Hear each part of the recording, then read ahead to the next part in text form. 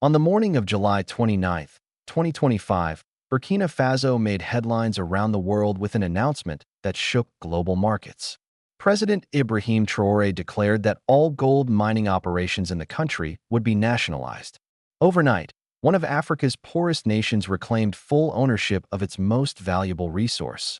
For years, gold had been the beating heart of Burkina Faso's economy. But while foreign companies took billions in profits, Burkinabè citizens remained trapped in poverty.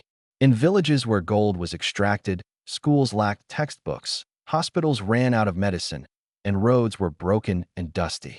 The people saw the wealth of their land leave in trucks and planes, but none of it reached their homes.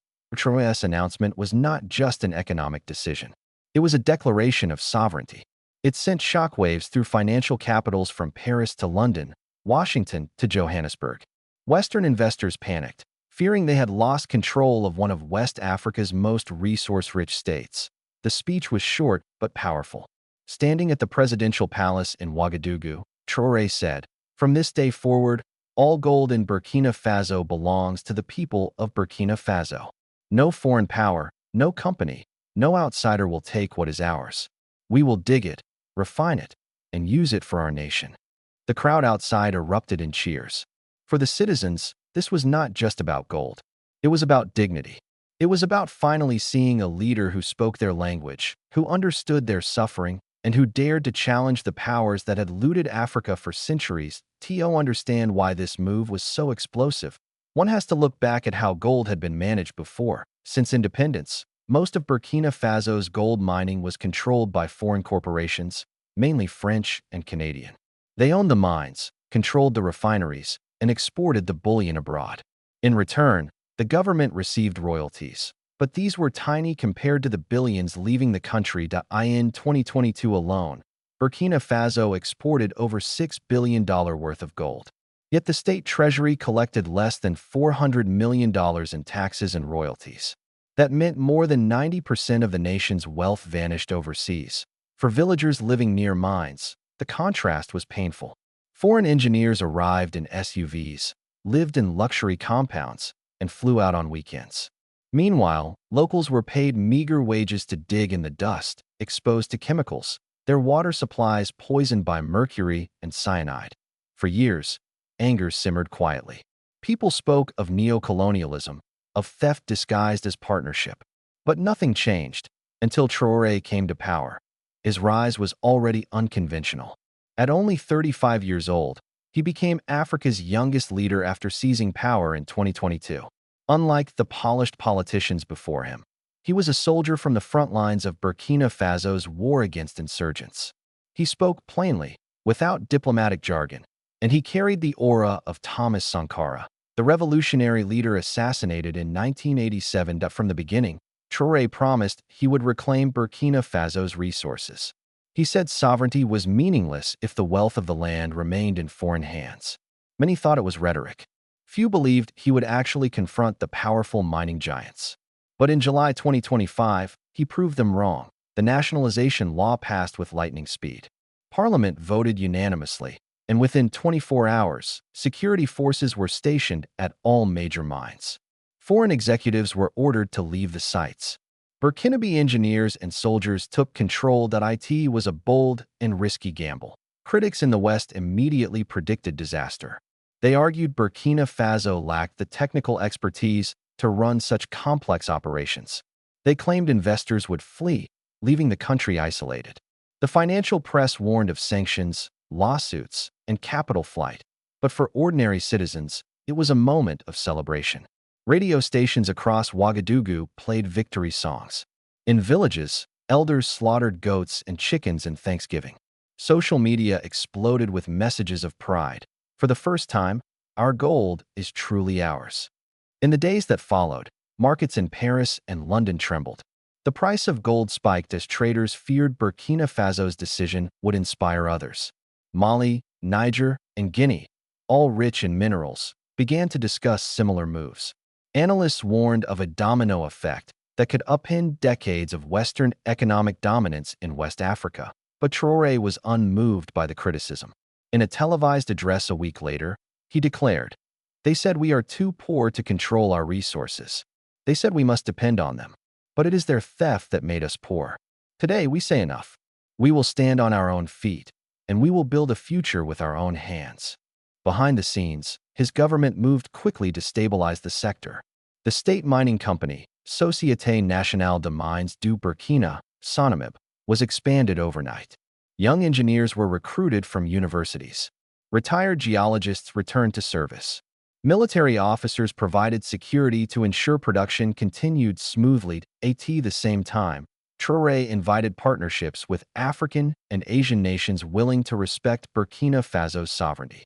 Russia, China, and Turkey were among the first to respond. They offered equipment, training, and investment, but on new terms. This time, the gold would never leave without benefiting the people first. The symbolism of this moment cannot be overstated. For more than a century, West Africa's gold fed European treasuries, while Africans remained poor. Colonizers once called the region the Gold Coast. Now, for the first time in generations, a leader declared that the gold would serve Africa itself, but with boldness came danger.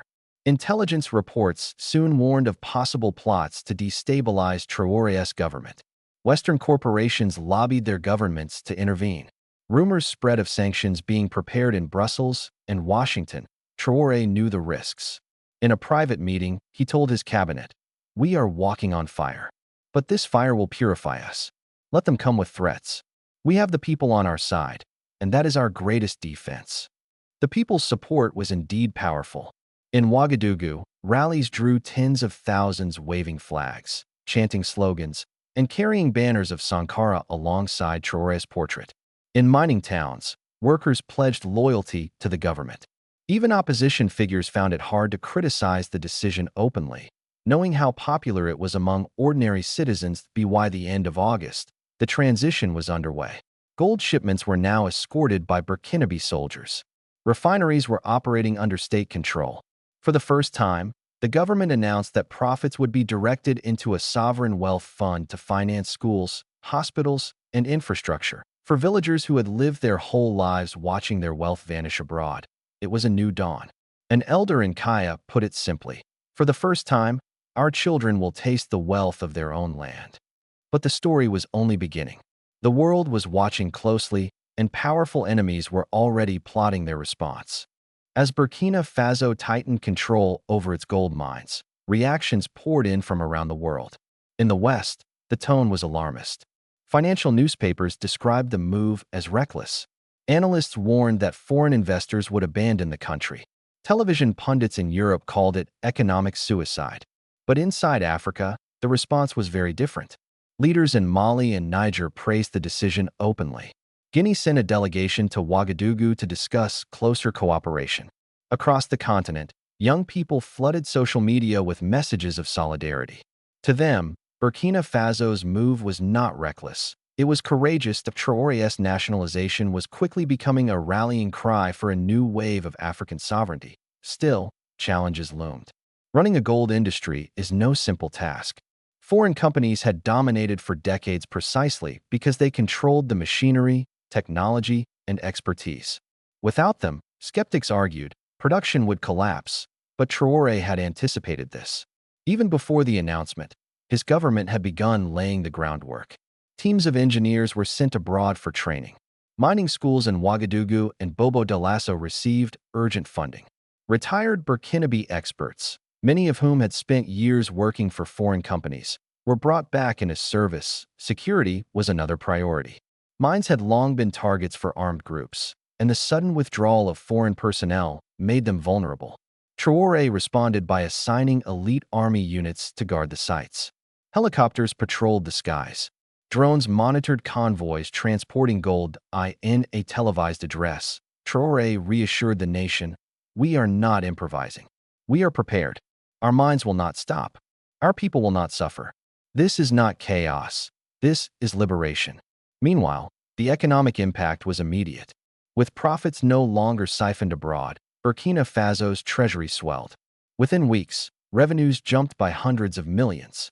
The government announced that gold profits would first be used to clear outstanding debts, then to fund critical infrastructure. Hospitals received emergency supplies. Schools were provided with books, desks, and chalkboards. Roads long neglected were repaved. For the first time in years, citizens saw visible signs of wealth being reinvested into their daily lives. Internationally, the situation grew tense.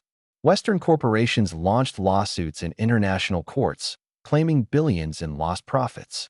The French government condemned the move, calling it an assault on investor confidence.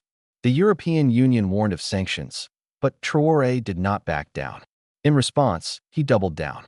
"We will not apologize for taking what is ours. If they sanction us, we will endure. If they sue us, we will fight. But we will never again hand over our gold." This uncompromising stance won him admiration across Africa. In Bamako, youth groups held rallies chanting, "Burkina Faso shows the way." In Niamey, students painted murals of Traoré alongside Thomas Sankara, labeling them the guardians of African dignity.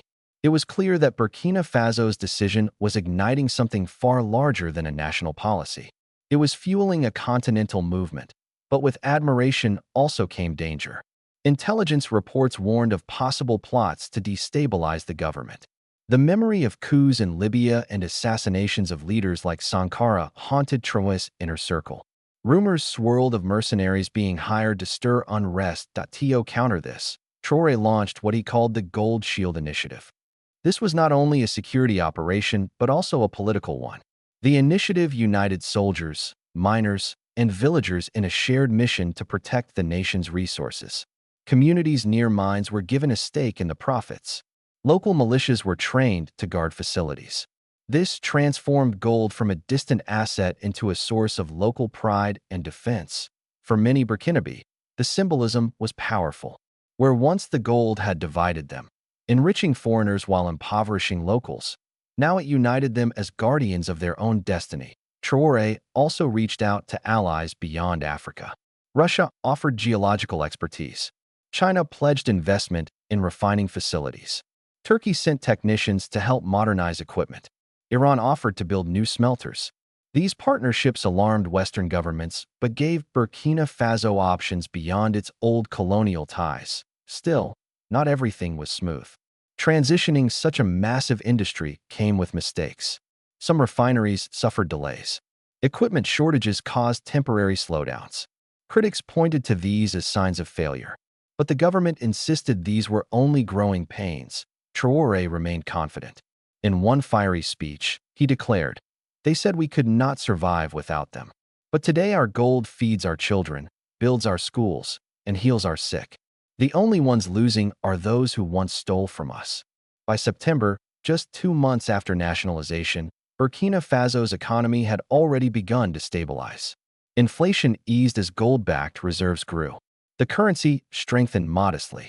Farmers reported improved access to credit as state banks benefited from gold revenues. The atmosphere across the country was one of cautious optimism. For the first time in decades, people believed that their sacrifices might finally yield results. But as Burkina Faso celebrated, opposition abroad hardened. Western media increasingly portrayed Traoré as a dictator.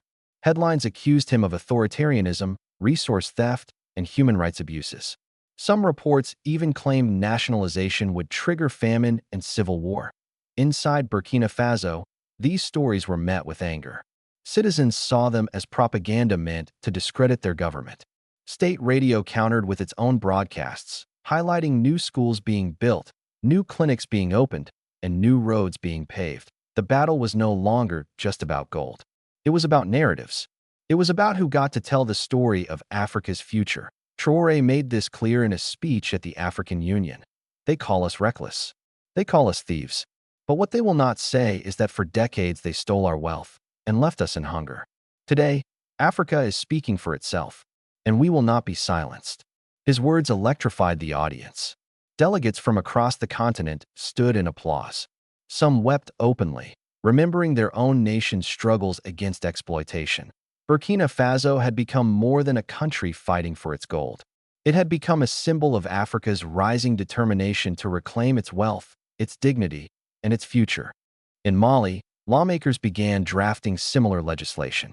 Niger's leaders publicly praised Traoré and hinted that uranium might be next. Guinea intensified reforms in its bauxite sector.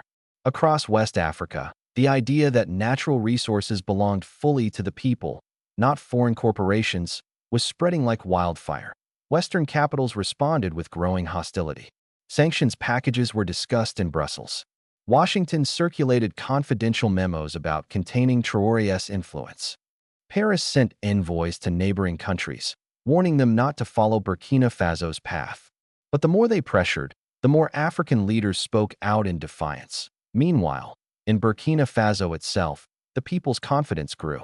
Each week brought visible proof that the gold profits were being redirected. Clinics stocked with medicine. New boreholes drilled to supply clean water. Roads paved across villages long ignored. Farmers receiving low-interest loans from state banks. For ordinary citizens, the changes were tangible. One school in Ouagadougou hung a new sign at its gate, built with the gold of the people. Children proudly pointed to it as they entered classrooms with fresh desks and bright chalkboards. This transformation fueled a new spirit of unity. Citizens who once felt ignored now believed they were part of a national project. The phrase, "our gold, our future," became a rallying cry across the country. But as the movement grew, so did the threats. Intelligence briefings revealed attempts to smuggle weapons into the country, plots to stir unrest, and clandestine efforts to recruit disaffected soldiers. The shadow of foreign interference loomed large. Traoré responded with characteristic defiance. "We know the risks," he told the nation. "They assassinated Sankara. They destroyed Gaddafi. They invaded nations who dared to resist. But we are not afraid. Because today, it is not just one leader standing. It is an entire people." His words resonated far beyond Burkina Faso's borders. Across Africa, social movements adopted his speeches as slogans. Murals of Traoré appeared in Dakar, Bamako, and Lagos. Students quoted him in debates. Musicians sampled his lines in songs about freedom and pride. The battle over Burkina Faso's gold had become a battle over Africa's soul. In the months that followed, the government pushed forward with bold new initiatives. Plans were announced to build a national refinery in Ouagadougou, ensuring that raw gold would no longer leave unprocessed. A sovereign wealth fund was created, modeled after those in Norway and Botswana, to safeguard profits for future generations. Scholarships were launched for students in mining engineering, geology, and finance, training the next generation to run the sector without foreign dependence. But perhaps the most symbolic act came in November, when Traoré invited foreign journalists to witness a public ceremony. In the capital square, soldiers displayed bars of gold stamped not with foreign company logos, but with the seal of Burkina Faso. Cameras flashed as the president held one high for the world to see. "This is the gold of our ancestors," he declared. "For too long, it built palaces abroad while our people slept hungry. Today, it will build hospitals, schools, and roads here at home. Let the world see. Burkina Faso is free." The image spread across global media. For some, it was inspiring. For others, it was terrifying. Markets in Paris and London continued to reel. Investors warned of an African resource rebellion.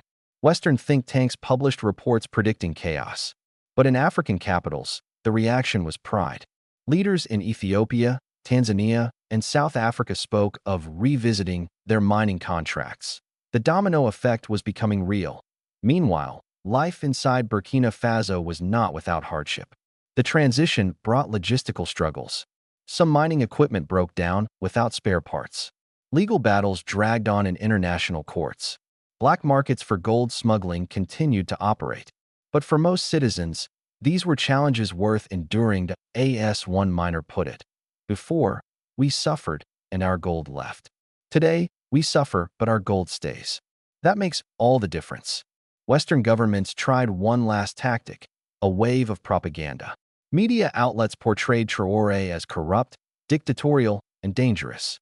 But these narratives failed to take root inside Burkina Faso, where visible change spoke louder than foreign headlines. In fact, every attack only seemed to strengthen his legitimacy. By December, Burkina Faso celebrated its first People's Gold Festival. In towns and villages across the country, communities organized parades, dances, and concerts to mark the victory. Children wore gold-colored ribbons. Elders gave speeches about dignity. Farmers carried banners that read, "Our sweat, our soil, our gold."